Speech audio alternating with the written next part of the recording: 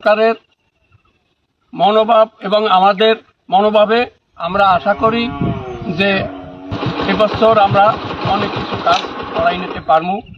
তাইলে আমাদের এই যে এলাকায় সে অনেক লোকের ওই ঘর পড়ে গেছে, রাস্তাঘাট নাই, চার নাই, এগুলা খোকন ভাই অনেক কিছু করছে, আমাদেরই ছোট ভাই, তাই অনেক কিছুই করছে।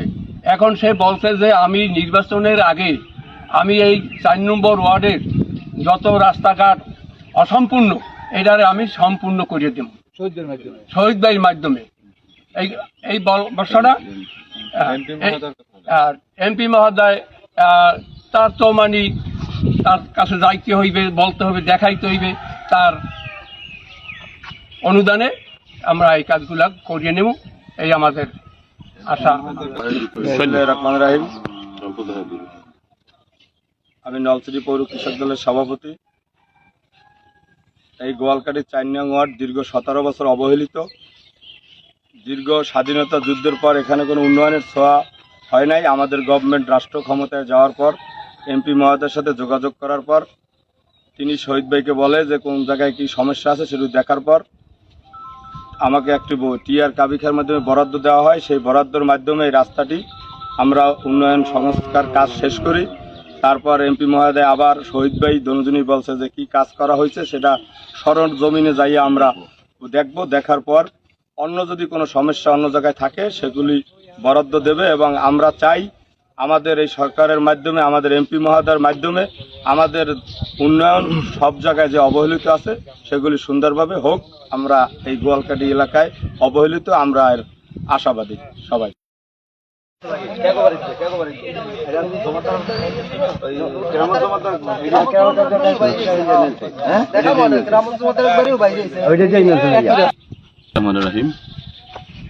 আমাদের মাননীয় প্রধানমন্ত্রীর স্বপ্ন এবং ওনার যে প্ল্যান এই বাংলাদেশকে একটি আধুনিক রাষ্ট্রে পরিণত করা, তারই ধারাবাহিকতায় আমাদের মাননীয় সংসদ সদস্য জনাব ঈশ্বর সুলতানা ইলেন ভুট্টো দীর্ঘ এই 6 মাসের তার সংসদীয় কার্য দিবসের ভিতরে আজকে সে নিরলস পরিশ্রম করছেন।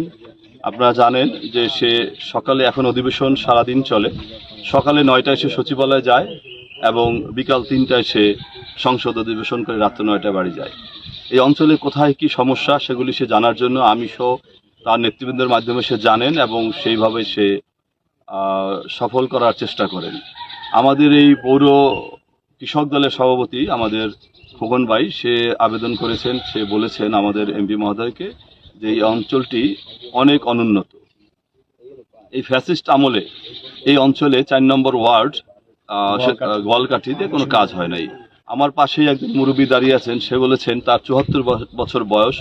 সে বলেছেন আমি কোনোদিন ইটের রাস্তা আমার এই অঞ্চলে দেখি নাই এবং ব্রিজ কালভার্ট দেখি নাই। একটি ছোট কালভার্টের মতো এবং রাস্তা এখানে আজকে করা হয়েছে আমাদের এমপি মহোদয়ের মাধ্যমে।